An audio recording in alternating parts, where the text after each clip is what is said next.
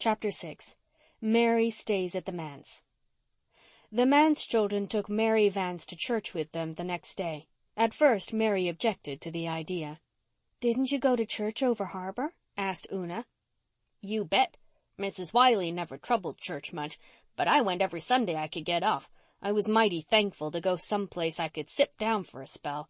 But I can't go to church in this old ragged dress." This difficulty was removed by Faith offering the loan of her second-best dress. "It's faded a little, and 2 of the buttons are off, but I guess it'll do." "I'll sew the buttons on in a jiffy," said Mary. "Not on Sunday," said Una, shocked. "Sure. The better the day, the better the deed. You just give me a needle and thread and look the other way if you're squeamish." Faith's school boots and an old black velvet cap that had once been Cecilia Meredith's completed Mary's costume, and to church she went. Her behavior was quite conventional, and though some wondered who the shabby little girl with the manse children was, she did not attract much attention. She listened to the sermon with outward decorum and joined lustily in the singing. She had, it appeared, a clear, strong voice and a good ear. "His blood can make the violets clean," caroled Mary blithely. Mrs. Jimmy Milgrave, whose pew was just in front of the manse pew, turned suddenly and looked the child over from top to toe. Mary, in a mere superfluity of naughtiness, stuck her tongue out at Mrs. Milgrave, much to Una's horror. "I couldn't help it," she declared after church. "What did she want to stare at me like that for? Such manners. I'm glad I stuck my tongue out at her. I wish I'd stuck it further out.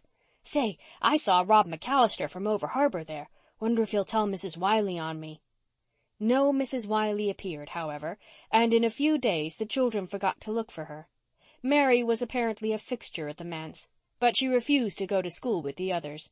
"Nope, I've finished my education," she said when Faith urged her to go. "I went to school 4 winters since I came to Mrs. Wiley's, and I've had all I want of that. I'm sick and tired of being everlastingly jawed at because I didn't get my home lessons done. I'd no time to do home lessons." "Our teacher won't jaw you. He's awfully nice," said Faith. "Well, I ain't going. I can read and write and cipher up to fractions. That's all I want. You fellas go, and I'll stay home. You needn't be scared I'll steal anything. I swear I'm honest." Mary employed herself while the others were at school in cleaning up the manse. In a few days it was a different place. Floors were swept, furniture dusted, everything straightened out. She mended the spare room bed tick, she sewed on missing buttons, she patched clothes neatly, she even invaded the study with broom and dustpan and ordered Mr. Meredith out while she put it to rights. But there was one department with which Aunt Martha refused to let her interfere. Aunt Martha might be deaf and half-blind and very childish, but she was resolved to keep the commissariat in her own hands, in spite of all Mary's wiles and stratagems. "I can tell you, if old Martha'd let me cook, you'd have some decent meals," she told the manse children indignantly. "There'd be no more ditto, and no more lumpy porridge, and blue milk either. What does she do with all the cream?" "She gives it to the cat. He's hers, you know," said Faith. "I'd like to cat her," exclaimed Mary bitterly. "I've no use for cats anyhow. They belong to the old Nick. You can tell that by their eyes. Well, if old Martha won't, she won't, I s'pose. But it gets on my nerves to see good victuals spoiled." When school came out, they always went to Rainbow Valley. Mary refused to play in the graveyard. She declared she was afraid of ghosts. "There's no such thing as ghosts," declared Jem Blythe. "Oh, ain't there?" "Did you ever see any?" "Hundreds of 'em," said Mary promptly. "What are they like?" said Carl. "Awful looking. Dressed all in white with skeleton hands and heads," said Mary. "What did you do?" asked Una.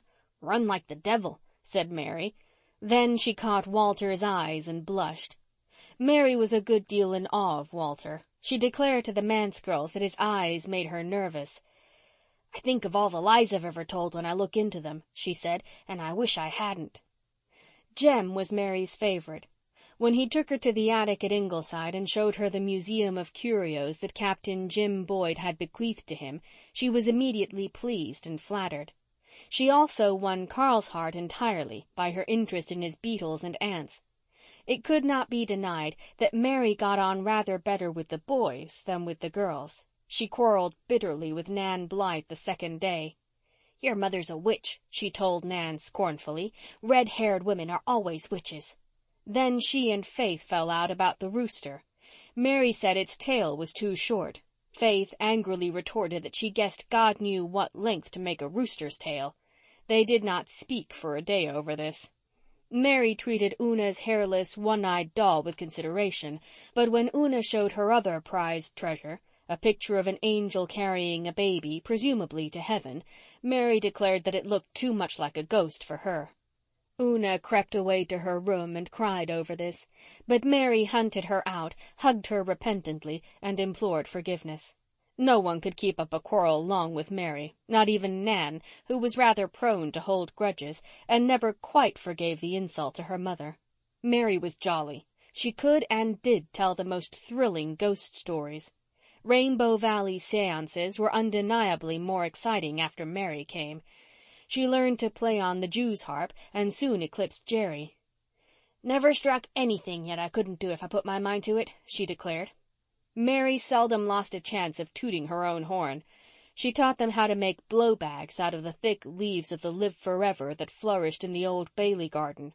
She initiated them into the toothsome qualities of the sours that grew in the niches of the graveyard dyke, and she could make the most wonderful shadow pictures on the walls with her long, flexible fingers.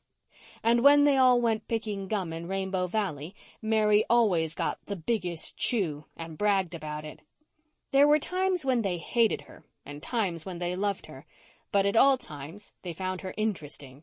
So they submitted quite meekly to her bossing, and by the end of a fortnight had come to feel that she must always have been with them. "It's the queerest thing that Mrs. Wiley hain't been after me," said Mary. "I can't understand it." "Maybe she isn't going to bother about you at all," said Una. "Then you can just go on staying here." "This house ain't hardly big enough for me and old Martha," said Mary darkly. "It's a very fine thing to have enough to eat. I've often wondered what it would be like. But I'm particular about my cooking, and Mrs. Wiley'll be here yet. She's got a rod in pickle for me, all right. I don't think about it so much in daytime, but say, girls, up there in that garret at night, I get to thinking and thinking of it, till I almost just wish she'd come and have it over with. I don't know as one real good whipping would be much worse than all the dozen I've lived through in my mind ever since I run away. Were any of you ever licked?" "No, of course not," said Faith indignantly. "Father would never do such a thing." "You don't know you're alive," said Mary, with a sigh half of envy, half of superiority. "You don't know what I've come through. And I suppose the Blythes were never licked either." "No, I guess not. But I think they were sometimes spanked when they were small." "A spanking doesn't amount to anything," said Mary contemptuously. "If my folks had just spanked me, I'd have thought they were petting me. Well, it ain't a fair world. I wouldn't mind taking my share of wallopings, but I've had a darn sight too many." "It isn't right to say that word, Mary," said Una reproachfully. "You promised me you wouldn't say it." "Go away," responded Mary. "If you knew some of the words I could say if I liked, you wouldn't make such a fuss over darn. And you know very well I hain't ever told any lies since I come here." "What about all those ghosts you said you saw?" asked Faith. Mary blushed. "That was different," she said defiantly. "I knew you wouldn't believe them yarns, and I didn't intend you to. And I really did see something queer one night when I was passing the over-harbor graveyard, true's you live. I don't know whether 'twas a ghost or Sandy Crawford's old white nag, but it looked blamed queer, and I tell you I scooted at the rate of no man's business." End of chapter 6.